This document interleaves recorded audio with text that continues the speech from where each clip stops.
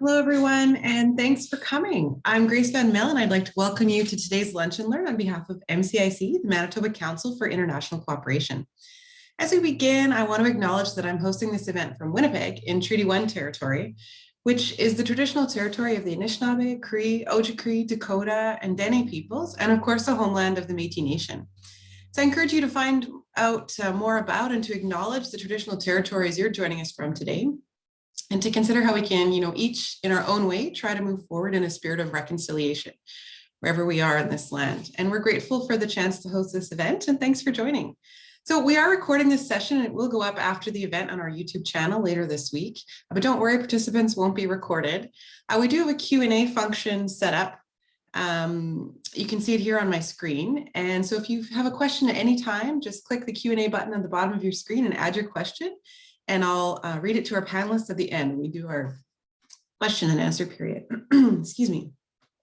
So it's nice to see so many people joining us today, many of you on your lunch break, I'm sure. So MCIC is a council of about 40 organizations working in international development around the world. We also talk to Manitobans about global issues like access to clean water, which is what we're talking about today. So this event is sponsored in part by funding from Global Affairs Canada, and we're grateful for their support. Well, today is World Water Day, and it's celebrated each year on March 22nd and focused on the importance of fresh water around the world. In 2021, this year, the theme is valuing water. And we know it's incredibly important for everyone to have access to clean water, especially during a pandemic. I think that's really brought that into a lot of clarity for people. So in 2015, the United Nations, through the United Nations, 193 countries around the world signed on to the Sustainable Development Goals you can see on my screen here. These are 17 interconnected goals addressing problems that the world wants to solve by the year 2030.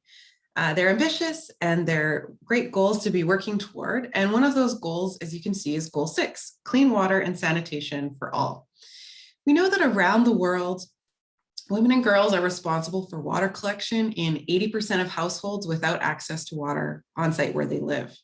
And although 785 million people live without basic drinking water, and a further 3 billion without the ability to safely wash their hands at home, we know that access to water, sanitation, and hygiene is a human right.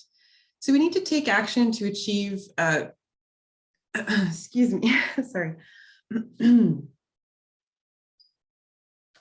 Excuse me. We need to take action to achieve clean water for all by the year 2030. Today, we're going to learn more about 3 projects taking action on these issues in other countries. We know there's much work to be done here at home too. So I hope you've all got your lunches ready, as I'd now like to introduce our speakers. They will each have a chance to share about the work they're doing and how access to clean water can change lives. I'm sure you've all had a chance to read their extended bios when you registered. And so we're very pleased to welcome Terry Venkataramaya, Senior International Programs Officer at UNICEF. Hi, Terry. Alessia Gussi, Educational Outreach Program Coordinator for Kids Initiative. Hello. And Sean Burke, Overseas Program Director at Hope International Development Agency. So please join me in welcoming our panel. I encourage you to put a plus sign in the chat as our applause. Let's start first with Terry at UNICEF. Terry, over to you. Great. Thank you so much, Grace. So yeah, thank you. I'm so glad you're joining us here today, and I'm going to share with you the important connection between education and water, sanitation, and hygiene, or as we'll refer to it as WASH. Next slide. So before we get started, I'll just share a few brief points on UNICEF for those of you that might be less familiar with us. So UNICEF is the world's furthest reaching humanitarian organization for children. We work in over 190 countries and in the world's toughest contexts to really help children survive, to protect them from harm, and keep them healthy, well-nourished, and educated. UNICEF is mandated by the United Nations General Assembly to advocate for the protection of children's rights, to help meet their basic needs, and to expand their opportunities to reach their full potential. Next slide. Okay, so today we're going to dive into the Undaunted campaign and how education and WASH are connected. So UNICEF helps children around the world realize their rights, including the right to a quality education and supports them in fulfilling their dreams for a better future. And the single best investment to break intergenerational cycles of poverty and discrimination is access to free, quality education. And despite the potential that education can bring, 40% of adolescent girls in sub-Saharan Africa are out of school. Now, adolescent girls may drop out of school because of safety concerns, gender norms, child marriage, or a lack of access to water for menstrual hygiene. So we developed the Undaunted campaign because investing in education for girls is a smart investment, and we see multiplier effects when girls receive quality education. Things like being healthier, earning a higher income, marrying later, and having fewer children. Next slide. So the goal of the Undaunted campaign is to enhance adolescent girls' access to education in Uganda, South Africa, Tanzania, Ghana, and Somalia. And so this program will reach 500,000 girls over 4 years. And today I'm going to take some time just to share with you about our Uganda project. Next slide. Now, the Convention on the Rights of the Child underpins UNICEF's work. But the Sustainable Development Goals also guide all of UNICEF's programming. So our project in Uganda contributes to achieving the world's Sustainable Development Goals as it addresses 3 of the SDGs. So as you can see here, number 4, we ensure inclusive and equitable quality education. Goal 5, achieve gender equality and empower all women and girls. And of course, what brings us here today, Goal 6, ensure availability and sustainable management of water and sanitation. Next slide. The school dropout in Uganda is particularly pronounced during early adolescence with children aged 10 to 13. And only 32% of children complete primary school, and of that group, only 1/3 end up graduating from high school. And sadly, less than half of this very small number of high school graduates are girls. Now, girls who drop out of school have an increased risk of child marriage and early pregnancy, of engaging in illegal or unsafe work, or being subjected to transactional sex and unsafe sexual relations, all limiting the realization of their full potential and representing a staggering loss of future economic benefits. So this project is focused in the most vulnerable districts of the West Nile region, where the graduation rates are well below the national average, and where the situation is now compounded by the large influx of refugees from South Sudan. And so this project targets 210,000 adolescent girls and will indirectly reach 230,000 boys. Next slide. So the aim of this project is to use an integrated approach that includes water, sanitation, and hygiene and relevant education to reduce vulnerability in adolescent girls and address the barriers that they're facing in attending class. So we have 2 main outcomes. The first is to improve the availability of sanitation and washing facilities for adolescent girls in 40 schools. And the second is to improve the knowledge, attitudes, and behaviors of girls, teaching staff, and community members in 550 schools to challenge negative gender norms that really affect girls' participation in education. Next slide. So we're going to look at the first outcome today and the importance and impact of wash facilities in relation to keeping adolescent girls in school. And so often when girls menstruate, they stay home, missing a week of school. As this continues month over month, they fall further behind in their studies and eventually they drop out of school. Now, this isn't even something that crosses our mind here in Canada, but in many countries around the world, the lack of access to water and sanitation facilities is forcing girls to miss and or drop out of school. And so having hand washing facilities and dedicated girls' latrines at school means that girls can continue to learn instead of staying home due to their periods. And for girls that try to continue attending school, it's very disruptive to their time in class as they have to carry water from a borehole to the washroom. Now, this is challenging and time-consuming, especially during peak hours, as girls will have to wait in long lines to collect water, causing them to miss even more class time. So when we introduce wash facilities in school settings, it has unparalleled impact in the lives of all children, but particularly for girls. Next slide. So this project created an opportunity to introduce and pilot new innovative designs for wash improvements in schools. So we were able to connect the girls' washrooms to water supplies, install shower facilities. We built incinerators for disposal of used sanitary material to minimize the stigma that girls were facing in dealing with their period. We constructed hand washing facilities, and we installed a drinking water tap.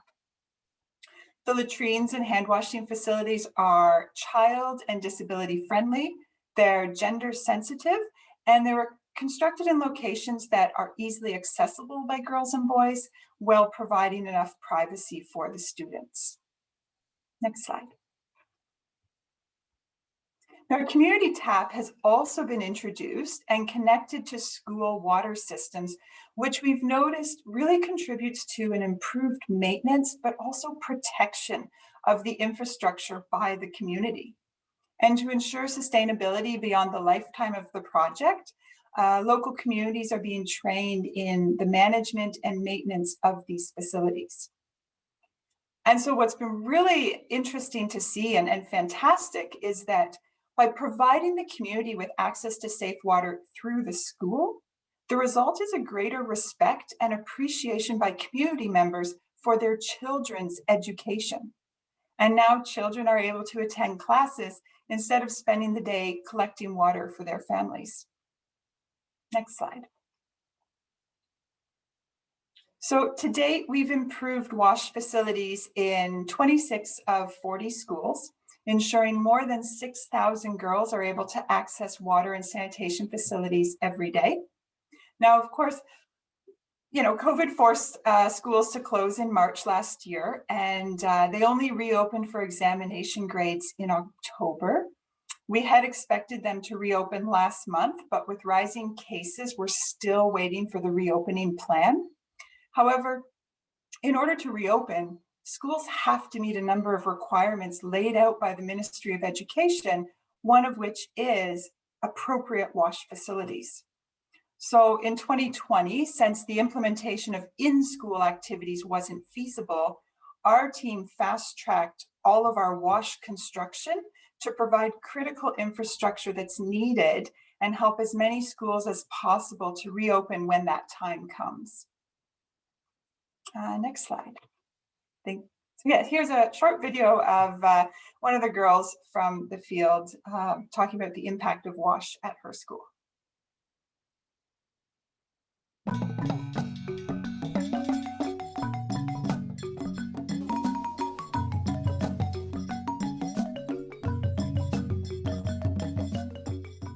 My name is Koyoki Agnes Irama. I am 14 years old. I am Ugandan.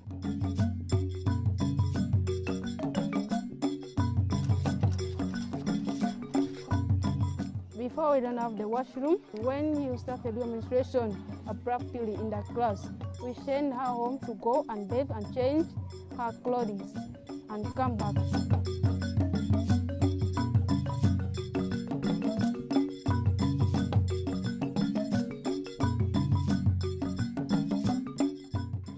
Our washroom helps to promote personal hygiene. Before it's a problem, but now it's not a problem because we have plenty of water for bathing, and we have washroom to bathe, and you can change your clothes.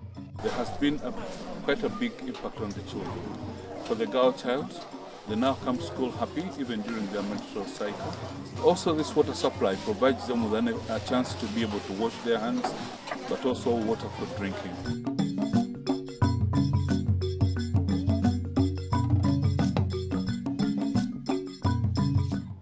Message for my fellow girls is to advising them to come to school. They should not drop out.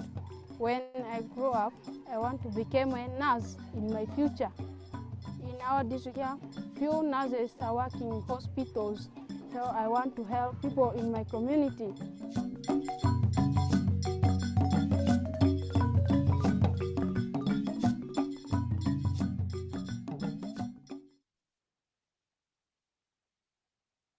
Great. So I just want to thank you for joining us today to learn about all these incredible projects Canadians are supporting and the impact that access to water can make as we mark World Water Day. So thank you.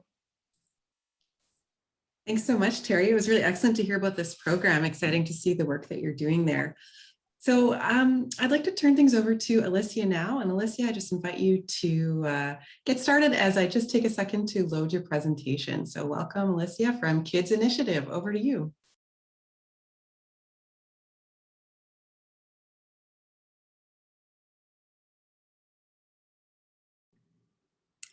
Hi, thank you, Grace.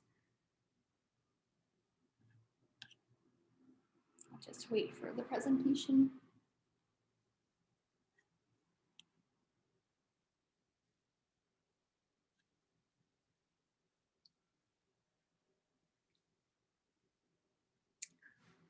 All right, I think we're all good to go.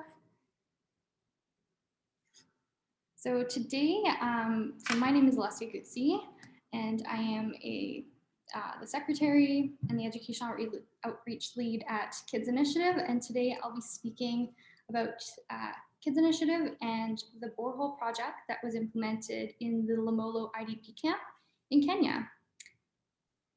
Next slide, please. Perfect.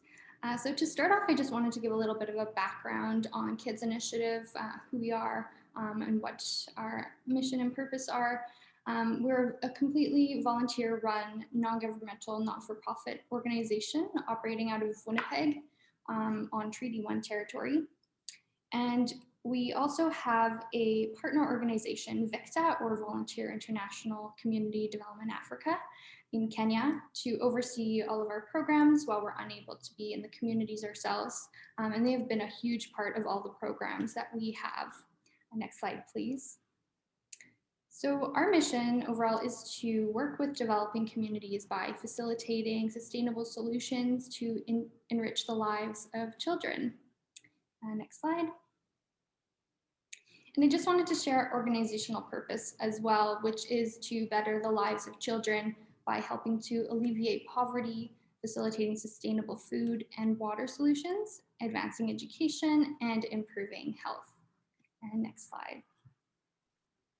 So as we heard about SDG 6 from Grace's introduction, we know that water is necessary for life, and as such, access to clean water is a human right. With this being said, access to clean water is not a reality for hundreds of millions of people around the globe. Even in Canada. One of the overall regions that experiences some of the lowest rates of access to safely managed and even the most basic drinking water services around the world is sub-Saharan Africa. And this is where Lomolo is located in Kenya. This is also the case when we're talking about the accessibility to basic sanitation services as well. So SDG 6 follows closely in line with Kids Initiative's purpose and one of our partnerships and projects, which is the Lomolo IDP Camp Water Borehole Project. So the Lomolo IDP, or Internally Displaced Persons Camp, there's actually two. We have Lomolo A and Lomolo B.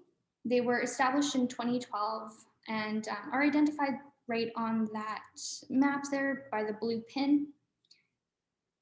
The families that live here were essentially displaced from their homes within the Mau Forest due to governmental conservation efforts, but also because of election violence around this time. And it's quite a large population. There's over 5,000 residents, where almost 2,000 of those are children. Next slide, please. So Kids Initiative has helped the Lomolo community implement sustainable projects in the past, including an income-generating agricultural project. But one of the most glaring issues the community faced was the inaccessibility of clean water. This is a quote here from Jeneth, who's a mother of 5. She's also a farmer and a Lolo resident. She describes here the conditions where her children and other women had to search for water, essentially walking along a temporary river when it was dry, scooping out sand in hopes of finding water to collect. And if they couldn't find any water, they would have to walk up to 12 kilometers to a permanent river. And that water is obviously not clean. So this water borehole project was implemented to bring a reliable source of clean water to Lomolo to alleviate the burden of searching for water. So that's one of the primary reasons. Next slide, please.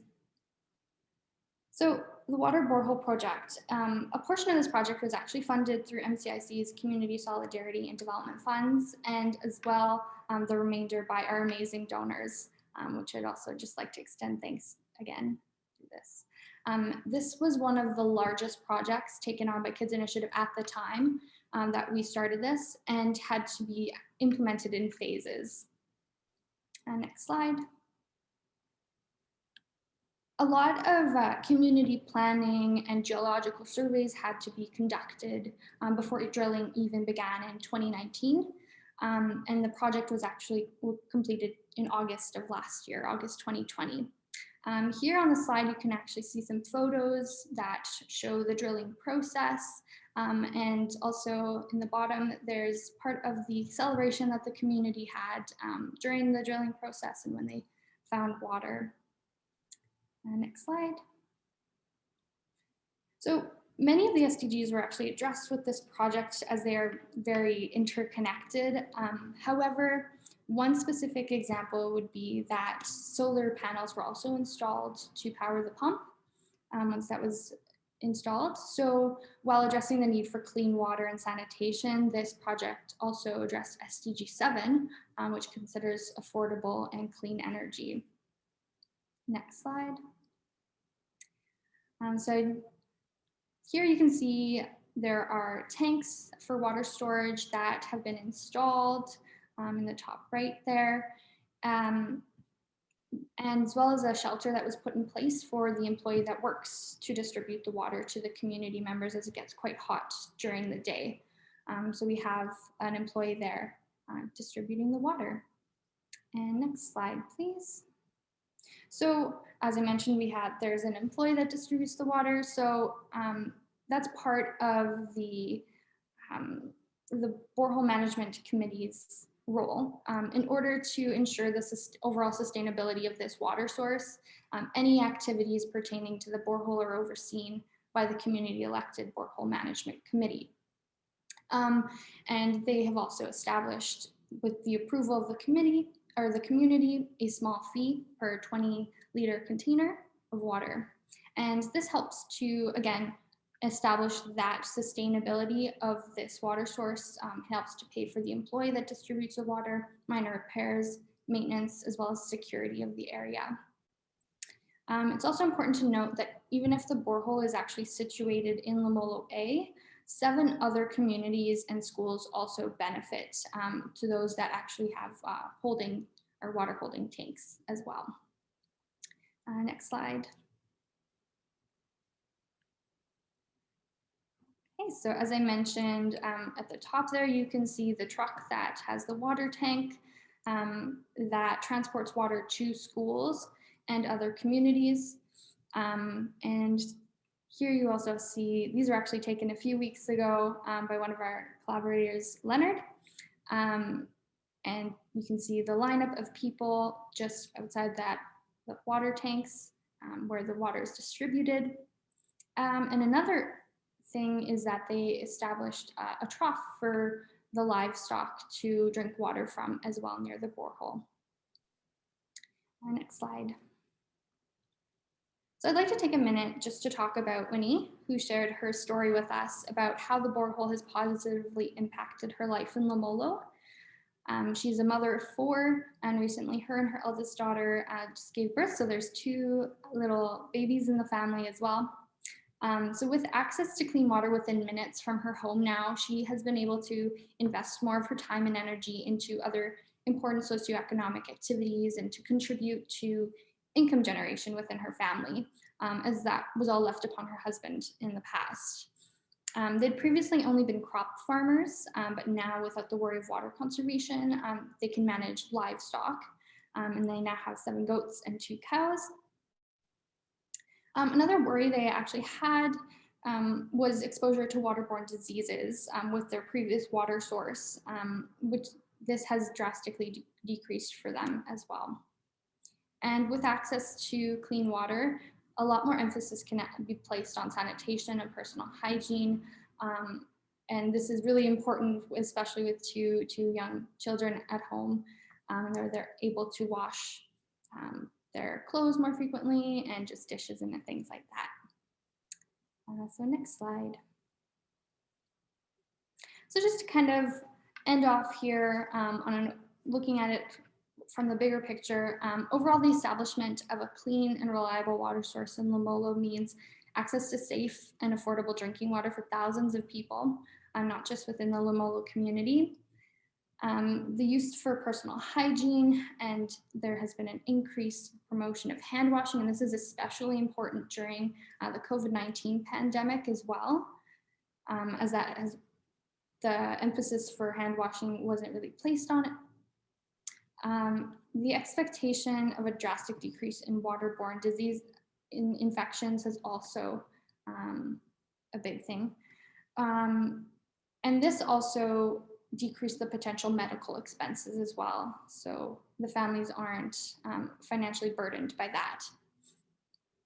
And another neat thing is the emergence of entrepreneurial opportunities where a lot of the youth have actually been starting water delivery services as well within their communities.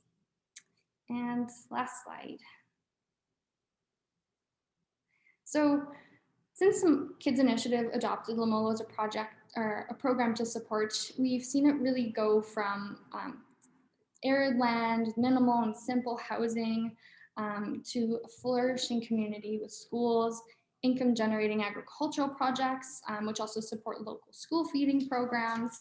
And finally, with the addition of this sustainable water source close by, it's provided all the community members with hope and empowerment really to prosper into the future. We're proud to share that we continue to really forge towards our vision from our Kids Initiative's vision of a world where people live more and suffer less. And thank you. Thanks so much, Alicia. That was great. Really exciting to hear about the impacts that clean water has had in this community. I'll just ask Sean to pop on. So Sean from Hope International Development Agency is going to be sharing next about a project his organization was working on. And I'll just take a second to get your presentation up.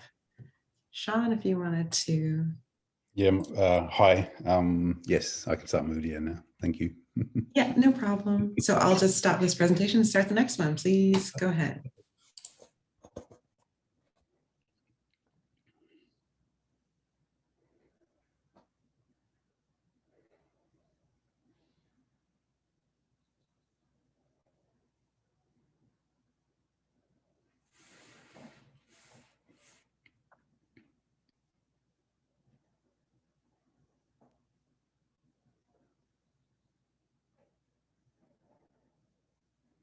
Sorry, Sean, I'm just having a little difficulty. If you wouldn't mind just starting, and I'll get the presentation going right away. So you want me to pause? No, you just go ahead, and it'll just take me 1 second to get it up for you. No problem at all. Okay, so good morning, everybody. Good morning from North Vancouver. I think everybody else is having lunch. First off, I want to acknowledge that I'm speaking to you today from the unceded territory of the Coast Salish peoples, including the territories of the Musqueam, Squamish, and Tsleil-Waututh. So my name is Sean Burke with Hope International Development Agency, which was founded in 1975, registered in 1977. It's been operational in Ethiopia since 1984, and between 1995 and now, we've installed 124 water systems, we've capped 170 springs, and we've supplied 5.2 million litres of clean water per day to over 300,000 people. So next slide, please. Our project activities in Ethiopia are currently in the SN and PR region, and we have worked in at least 8 different watereds, namely Gezagofa, Oida, Gerese, Arba Minch, Zuria, Bonke, Dereshe, Gedole, Chencha, and Ale. And you can see some of those regions at the bottom key. And you can also see the location of that area in location to Addis Ababa, which is the capital city of Ethiopia up top. Next slide. So this Google map shows the locations of some of our more recent water systems in relation to Arba Minch, which is the capital of the area. One location which has received funding from MCIC, with thanks, is called Zaladola, where it's not necessarily clear on my screen, but it's just bottom left of center, Zaladola. Some of the small images try to demonstrate the challenges to accessing some of these sites. The next slide has a small video, and apologies that it is rather loud, which shows what it takes to actually get one of our vehicles through one section of road, which effectively makes accessing some of these sites almost impossible during the rainy season. Next slide.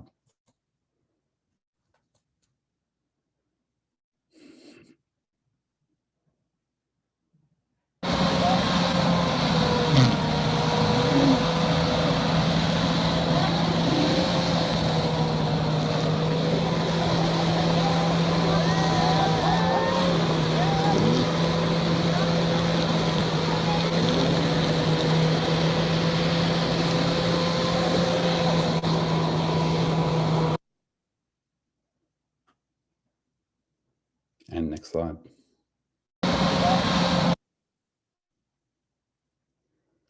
So Zaladola is a rural community located 86 kilometers from Arba Minch at an altitude of around 3,000 meters. Next slide. 43% of Ethiopians do not have access to clean water. 72% do not have access to basic sanitation services. And in rural areas, these numbers are actually lower. And this is an example of some of the water sites that the local community members source their water from. Next slide. In Zaladola, a water spring locally named as Bobo was located just over 5 kilometers from the village. Next slide. And here we have a schematic of the layout and mechanics of what we do, which is gravity-fed water systems. So it runs from the cap, from the spring where we cap, and runs down a series of pipes to the water reservoir, which becomes a holding facility. And then it's distributed out to individual water points. The main point here is that there are very few moving parts. There's less things to fix, which leads to longer term sustainability. Thanks, Grace. Next slide. So before we get into any water construction, essentially roads and bridges generally also have to be built. The communities provide a considerable investment of labour in order for the projects to be completed. This is really important because communities have and feel ownership of the water systems. Next slide. Roads and bridges, just another example. Next slide. And pipes need to be buried. And in the case of Zaladola, that was 5.86 kilometers of pipe. So here we have community members building, digging the trenches in order to bury the pipes. Next slide. And here we have an example of some pipe being carried by a community member, which again, keep in mind, this could be for 5 kilometers from where he picked this pipe up. Next slide. Here we have the external structure of the reservoir being prepared. And after this external structure is done, then it's laid with cement in order to finish off the construction. Next slide. So that's the finished construction. And you'll see as well, the important point here is fences are constructed around the outside of the reservoir in order to minimize or prevent contamination from cattle next to the water source. Next slide. In Zaladola, a total of 10 water points were installed throughout the village, again, also housed behind fences in order to prevent contamination from cattle. Next slide. At the end of the project, the water system is officially handed over to the community. And from that point on, the community has ownership of the water systems, and their trained water committee members and associations take an active responsibility in ensuring that there are sufficient funds to make sure the system is ongoing. And they also take active responsibility in maintaining the system. Next slide. And obviously, at the end of each of the water system projects, families have access to clean water within a very short distance from their homes. Next slide. In addition to clean water, sanitation and hygiene are really important components of every single project. Next slide. 75% of households cohabit with their livestock and have poor food, water, storage practices.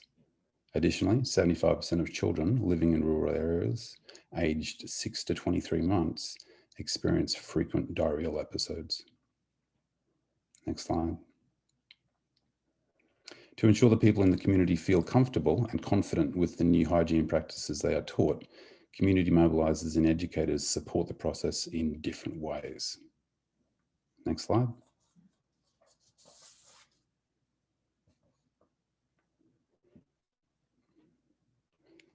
Group training is the first stage and lasts for several days. Here is a group of women who manage their households and take care of their families. And they receive training topics include the importance of hand washing, how to build pit latrines, and how to keep your kitchen utensils and dishes clean and safely stored. Next slide. After the group training, HOPE staff visit households regularly to follow up on their implementation of the knowledge gained. There is often a gap between the understanding of the knowledge presented and how to actually implement it in the home setting. So this is essentially household coaching. Next slide. To ensure the continued practice of hygiene and sanitation within communities, HOPE trains 10 to 20 young community members as community field educators, who then can teach the community about health and sanitation during and after the life of the project. Next slide. Prior to each project, open defecation is common for the majority of the population. After each project, almost everyone has constructed a new latrine with a water tank for hand washing. Dishes are kept clean with drying racks. Children wash their hands 81% more often before meals, or effectively 81% of the time before meals. And people understand that cleanliness can actually help them be healthier. Next slide. Thanks. Women often are disadvantaged due to their low social status in rural communities in Ethiopia.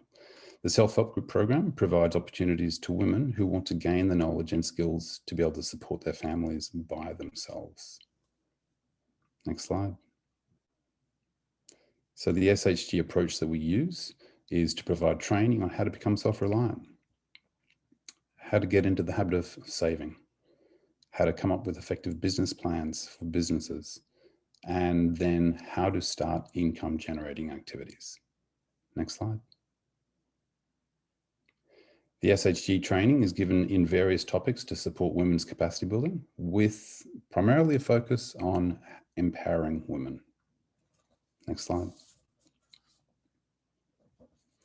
Most SHGs are formed with 15 to 20 women per group. Each SHG participates in training once a month, and each SHG will also establish their own bylaws to conduct the affairs of their respective group. They essentially use 3 symbolic cups to save money at their weekly meetings. The green is for regular saving, and this usually starts at around 3 to 5 Ethiopian birr per person per week, and it can go up to 20 Ethiopian birr after several years. The red is penalty fees, and these are added to the group savings and used as seed money for additional borrowing and income generating activity. And the blue is for the social fund, and the social fund is a small portion of savings that's set aside to support such things as celebrations and funerals. Next slide. After building up their group savings, each group and individual will need to come up with a business plan. Since many women have only a little bit of experience in business, Hope supports them in starting business activities by teaching them how to create and evaluate plans. And prior to allowing them to take a loan from the SHG fund, they also need to have backing or support by 2 other SHG members who believe in the plan that they've put forward. Next slide. And each member starts one of a variety of income generating activities, either individually or as a group. And once a plan is approved by the group, they start the activity.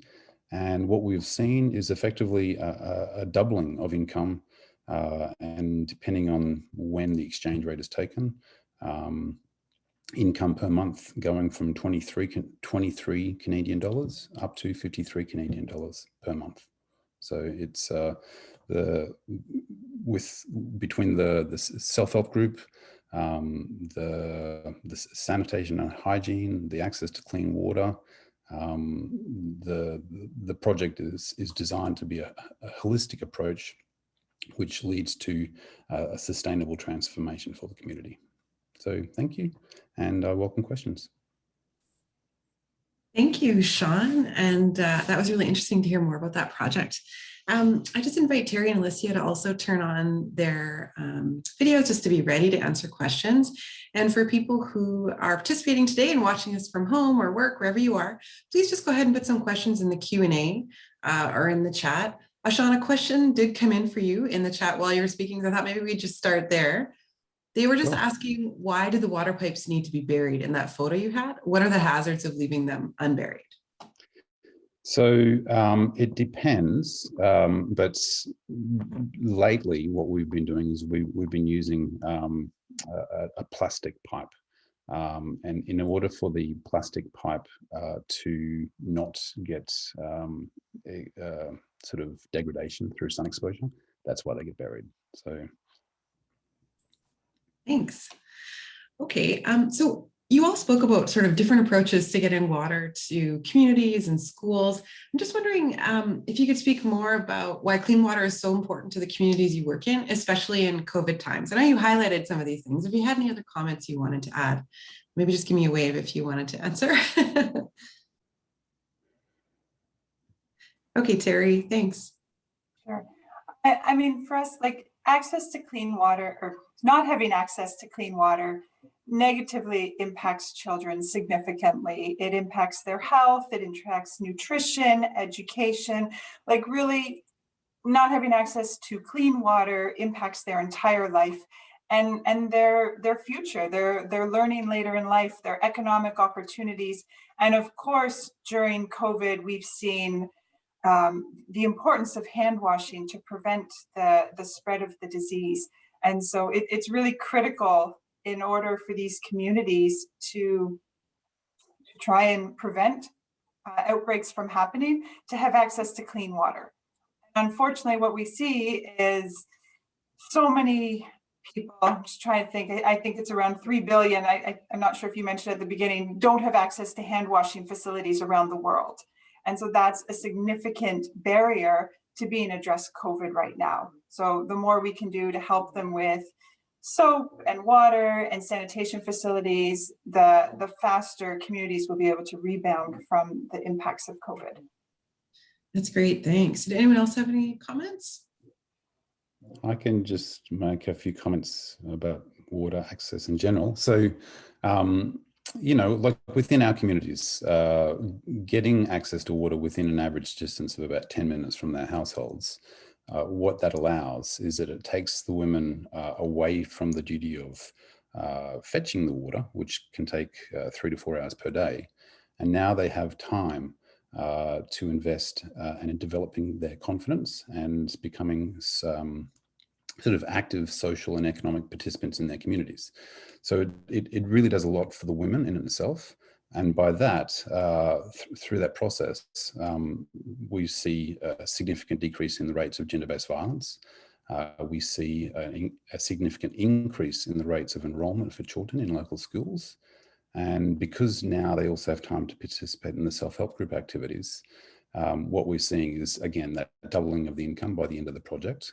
And I think what's really important as well is we've seen 93% of the women say that it is because of these self-help group activities, they feel more empowered to hold positions of leadership within their local communities. So without that clean water, which has all of the other effects, it has a huge follow-on effect of empowering the women. That's great, thanks.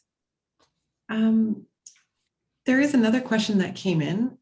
Someone is just asking what measures there are in place to avoid sexual violence or even favoritism at the community water sources. So I don't know if someone wants to jump in on there. What measures to avoid sexual violence and or favoritism at the community water sources?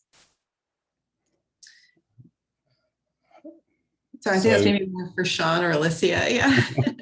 So for us, because what happens is the self-help groups start at the same time as the water construction project. And what we're doing is we're empowering the women to take on these leadership positions within the community.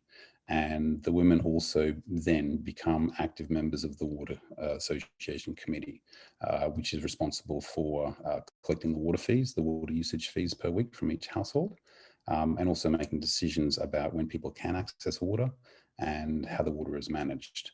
So by ensuring that there's up to 50% membership of the Water Association Committee, that effectively is ensuring that favoritism and gender-based violence is minimized, and that's an approach that we use in our projects. Thank you. Melissa, did you have anything you wanted to add? I'm not sure I can completely speak on that topic, but I will mention we have worked in the community since 2013 and on a variety of different projects as well. Some of them are empowering the women in the community as well, especially our food and agriculture income generating project. So things like that, we are working with VICTA as well, which is our partner there, to kind of continue that women empowerment and women and girls empowerment as well within there. That's great, thanks. Someone else is just asking, and I think this is open to any of you, what is the role of public-private partnerships in providing clean water and sanitation? And what challenges do governments face in providing clean water to their citizens? So lots to answer there. So what's the role of public-private partnerships? And what challenges do governments face in providing clean water to their citizens? So anybody want to hop in?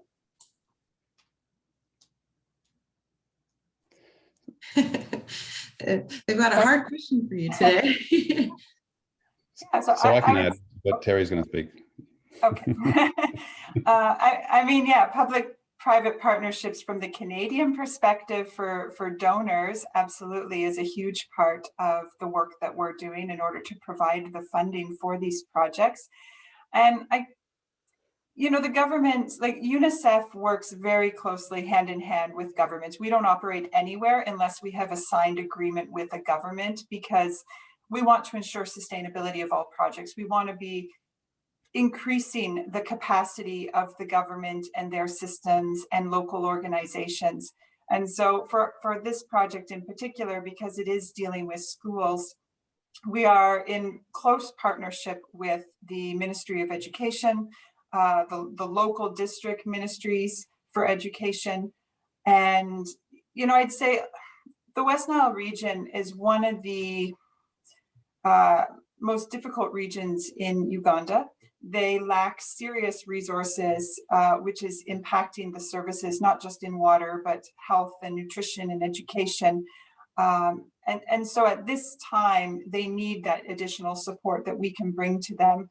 And, if we can help them get some of the infrastructure in place, but ensure that they're part of the process and they're part of the training so the sustainability is there, then the hope is at that point, they're able to maintain it and provide those resources to the communities in that region. But at this time, lack of money, lack of resources, it makes it hard for them to be able to address all the needs across the country. Yeah, thanks. Thanks for sharing. Sean, I think you had something you wanted to add. Yeah, and just in relation to the role of the government in providing these water systems to the communities. I mean, I think people can see from that map that I put up and that video, the accessibility issues are huge. And we had one site last year where we weren't actually able to access the village for pretty much the entire year. In that same site, we responded to sort of a relief effort where there was a huge landslide in the village, which essentially almost buried half of the village. So access is a huge issue.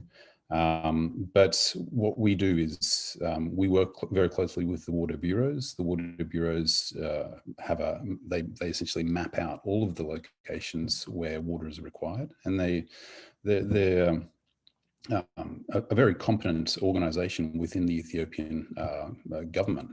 And by working with them, what we're doing is we're essentially accelerating the ability for them to implement those water systems.